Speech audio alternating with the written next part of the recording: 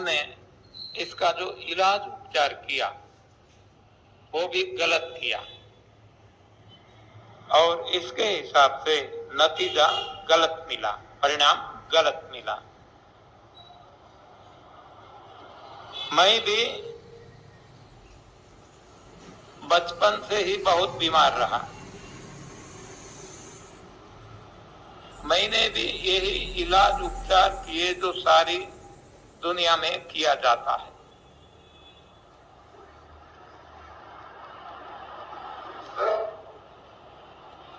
Allopathy, homeopathy, naturopathy, Ayurveda, ये सारी पति थेरेपी मैंने भी अपनाई, लेकिन परिणाम संतोषजनक नहीं रहा।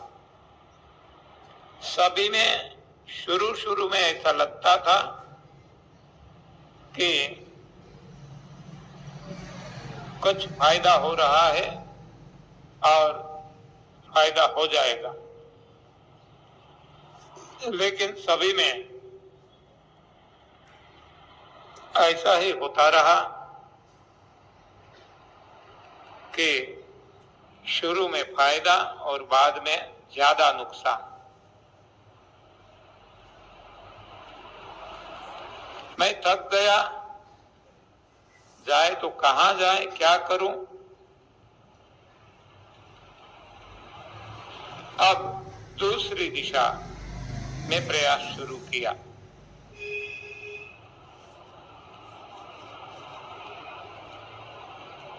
तो वहां मैंने कसरत की, एक्सरसाइज, योगा के नाम पे भी शारीरिक कसरत की, प्राणायाम के नाम पे भी शारीरिक कसरत की।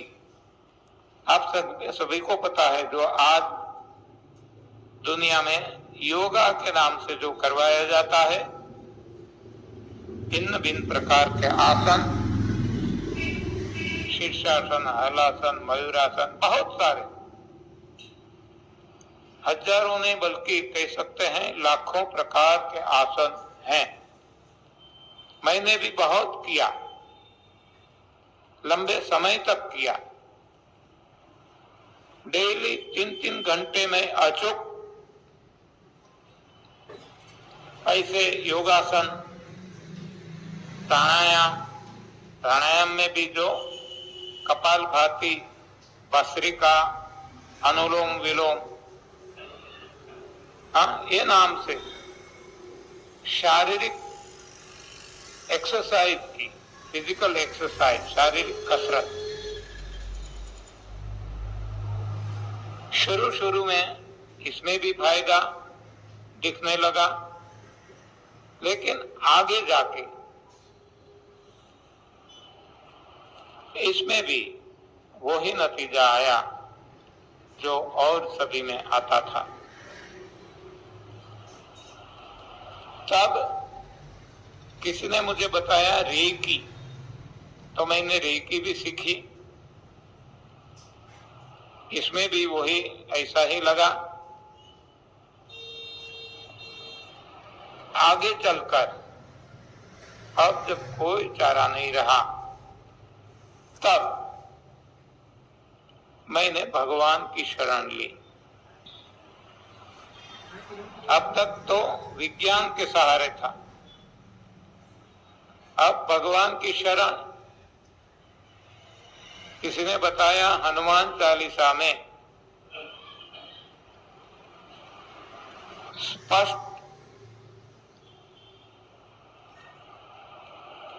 बताया गया है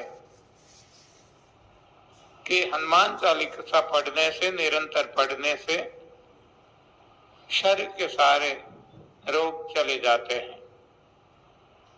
ना से रोग हरे सब पीरा, जपत निरंतर हनुमंत वीरा।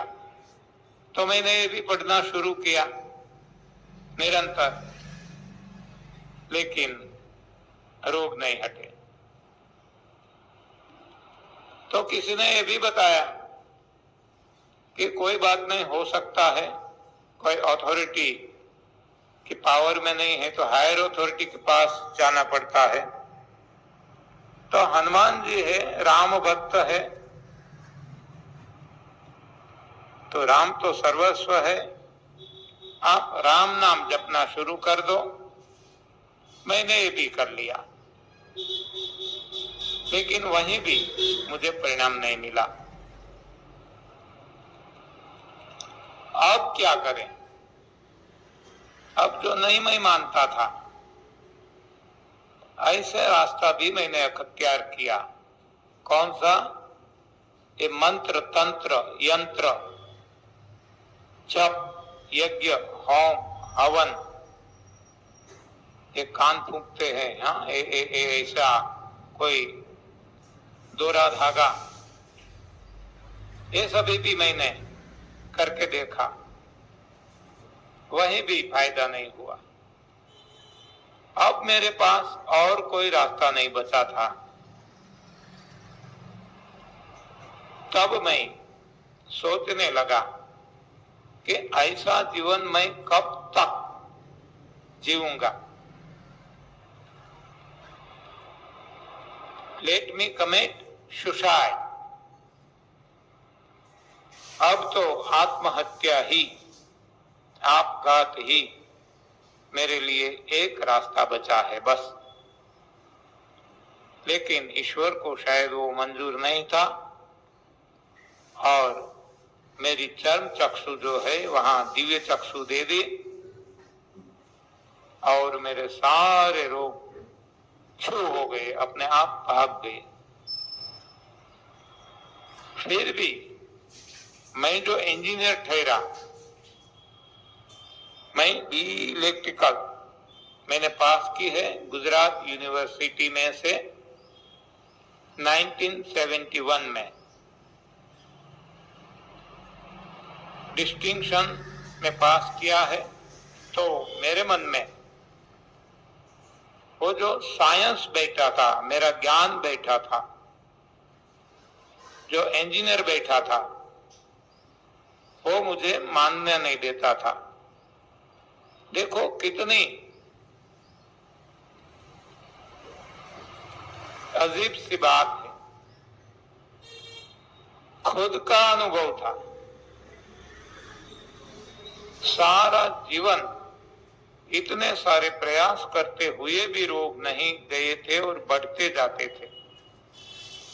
ये सारे रोग चले गए,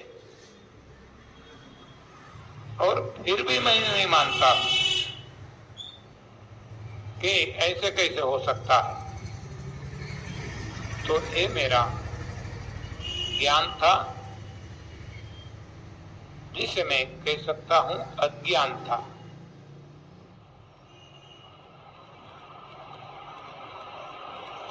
तो अब मुझे विचार आते थे कि सही क्या है, गलत क्या है। मैं कोई निर्णय पे नहीं आ सकता था, डिसीजन नहीं ले रहा था, नहीं ले पाता था। तब अंदर से आवाज उठी, आत्मा की आवाज जो कहते हैं कि तू साइंटिस्ट हो, तो साइंटिस्ट जो है प्रयोग करके देखते हैं, तो प्रयोग करके देख ले। मैंने प्रयोग किया। एक दिन, 2 दिन, 5 दिन नहीं, लेकिन लगातार 9 साल तक। क्योंकि जो भी मैं प्रयोग करता गया, बहुत सारे सवाल उठते गए। इन सारी समस्याओं का समाधान, सारी शंकाओं का समाधान जब तक नहीं मिला, मेरे लिए ये कंपलसरी था कि हर कोई शंकाओं का समाधान मैं खुद प्राप्त कर लूं। तो 9 साल लग गए इसमें। लेकिन जब एक क्रिस्टल क्लियर हो गया, स्पष्ट हो गया, तब इतनी दृढ़ता आ गई कि अब लोगों पे प्रयोग करना मैंने शुरू किया। मेरी पत्नी पे, मेरे परिवार पे, मेरे मित्रों पे और जो जो मेरे संपर्क में आने लगे सभी पे। और आज 1400 से ज्यादा, 1400 से ज्यादा ऐसी शिविर के माध्यम से सारी दुनिया में मैंने लोगों को मेरा अपना अनुभव सुनाया है। और जिसने भी सुनकर, समझकर सही ढंग से प्रयोग किया है, सभी को अच्छा परिणाम मिला है। तो इसके पीछे क्या राज है, क्या ऐसा है? तो मुझे गीता जी में से जानने को मिला। गीता जी कोई धर्म के हिसाब से मैं नहीं कहता। हाँ, मैं तो कहता हूं कि धर्म जो है हमारे अपने बनाए हुए हैं। मानव ने ये सभी डिविजन्स कर डाले हैं। सही धर्म एक ही है, मानव धर्म। या तो इससे भी आगे जाएं तो मेरे हिसाब से सही धर्म है स्वधर्म। जैसे हम हैं वैसे रहें, यही तो धर्म है। जैसे आप गुलाब देखते हैं, कोई भी फूल जहीं भी जाते हैं अपनी जो गंध है साथ में लेके चलते हैं, वो उनका धर्म है। वैसे चाहे कोई गंदी चीज है तो गंदगी अपने साथ लेके जाते हैं, उनका धर्म है। तो वैसे हमारा धर्म, हम जैसे हैं वैसे रहें, बस यही तो धर्म है। लेकिन धर्म के नाम से, संप्रदाय के नाम से हमने बहुत ही नुकसान मानव जात को पहुंचाया है। हम तो केवल इतना कहते हैं और मानते भी है अपने लिए कि मैं वैसे पिक्चर नहीं देखता, लेकिन एक कोई ऐसा पिक्चर का सॉन्ग है, इसमें कुछ ऐसा बताया गया है, न मैं भगवान हूं न मैं शैतान हूं, ए दुनिया जो चाहे समझे, मैं तो इंसान हूं। तो इंसानियत, इंसान, बस वही तो एक धर्म है। न हिंदू बनेगा न मुसलमान बनेगा, इंसान की औलाद है, इंसान बनेगा। यही एक धर्म मेरे हिसाब से है। और जब मैंने पढ़ना शुरू किया तो गीता जी में भी हिंदू, मुस्लिम, सिख, ईसाई ऐसी कोई बातें नहीं है। लोग अपनी तरह से हिंदू का धर्म ग्रंथ है ऐसा कहते हैं तो उनको मुबारक, लेकिन कहीं भी हिंदू मुस्लिम ऐसा कुछ भी वहां नहीं मिलता। यानी कि ये जो शिक्षा दी गई है ये अर्जुन के माध्यम से इंसान को दी गई है, मानव को दी गई है, यानी कि मानव धर्म है। तो इसमें से हमें जानने को मिला कि रोग का यदि कोई कारण है तो ये है गलत आहार, अयोग्य आहार। कैसे और कहां से मिला?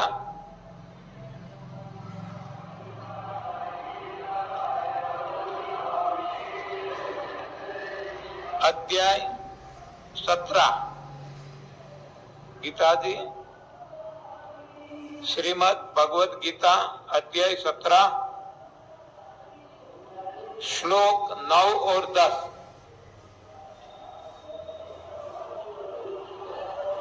इसमें रोग का कारण आहार बताया गया है और अध्याय 17 श्लोक 8 इसमें सही भोजन बताया गया है कि जिससे रोग नहीं होते हैं, आयु भी बढ़ती है, बल भी बढ़ता है, सुख भी बढ़ते हैं। तब हमें पता चला कि भोजन ही हमारा गलत है, आहार हमारा गलत है। तब से हमने आहार पे कंसंट्रेट किया, भोजन पे जोर दिया। कैसा भोजन खाया जाए कि जिससे रोग न हो, और क्या किया जाए जिससे जो रोग है वो भी हट जाए। तो भोजन के बारे में गीता जी में बताया गया है कि अहम वैश्वानरो भूत्वा प्राणिनाम देहम आश्रिता प्राणापान समायुक्ता पचामि अन्नम चतुर्विधम। भगवान कहते हैं कि 4 प्रकार का अन्न मैं पचाता हूं। कौन से? पत्रम पुष्पम फलम तोयम यो में भक्त्या प्रयच्छति। कोई बीज जो है अंकुरित होता है, पत्ती आती है पत्रम, बाद में पौधा होता है और इसमें फूल लगते हैं पुष्पम, और आगे जाकर इसमें फल लगते हैं फलम। पत्रम पुष्पम फलम, ये खाने की बात हो गई। और तोयम यानी कि जल, ये पीना है। तो ये गीता जी में से हमें जानने को मिला। तब हमारी समझ में आया कि हनुमान चालीसा और राम राम करने से क्यों फल नहीं मिलता था।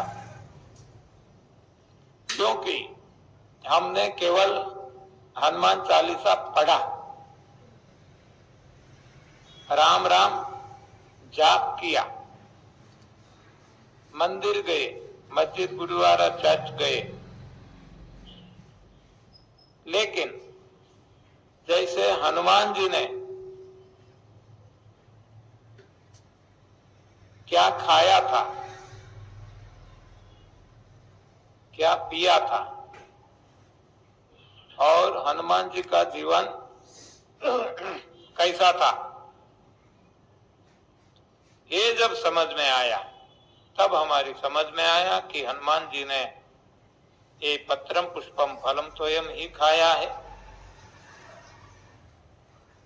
और हनुमान जी ने अपना जीवन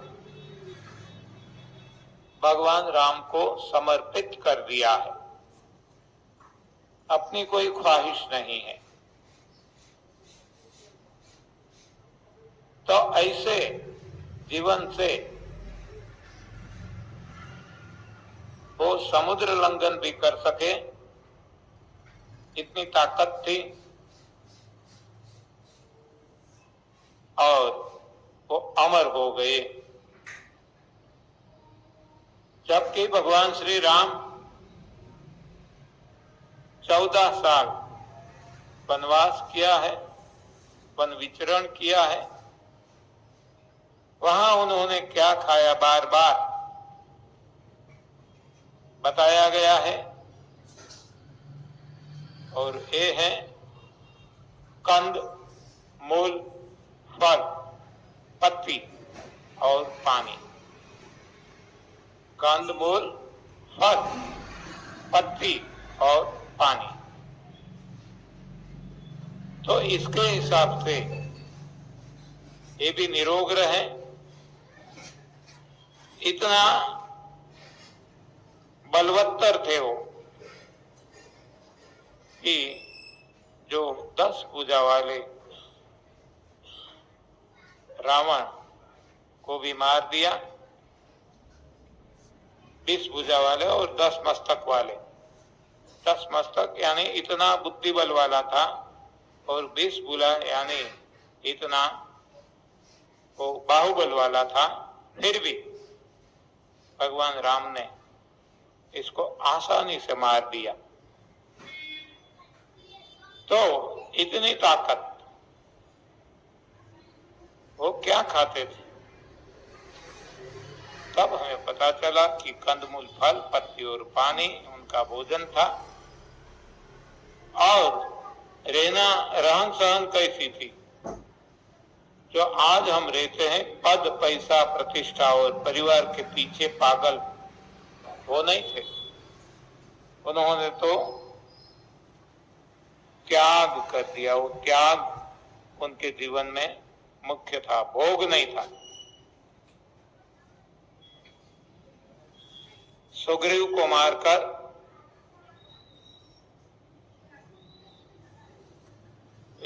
वाली को मारकर सुग्रीव को राज्य दे दिया और रावण को मारकर विभीषण को राज्य दे दिया। और जो अपने को मिलने वाला था अयोध्या का राज्य, उसका भी त्याग कर दिया। यानी कि भगवान के जीवन में त्याग ही त्याग था। तब हमें पता चला कि हमें यदि हमारे जीवन में सुख, शांति, शारीरिक बल, बुद्धि, जो भी कुछ चाहिए, तो हमें भी भगवान राम की तरह, हमें भी हनुमान जी की तरह हमारे भोजन में बदलाव करना होगा और हमारे जीवन में बदलाव लाना होगा। त्याग, समर्पण, ये जब जीवन में आएगा तभी हम सुखी हो सकते हैं। ये तो सही बात है, जन्म से लेकर यदि सही भोजन खाते हैं तो हम देखते हैं सृष्टि में 84 लाख योनि हैं। वो कहाँ आग पे चढ़ाकर खाते हैं, वो कहाँ पराई माँ का दूध पीते हैं। जो मांसाहारी है वो ही मांसाहार करते हैं, बाकी के शाकाहारी शाकाहारी करते हैं। हर कोई अपना अपना भोजन खाते हैं। जबकि हमने यहाँ गलती कर ली भोजन में, इस हिसाब से हमारे जीवन में रोग आ गए। तो गलती तो हो गई, तो गलती का सुधार कैसे करें?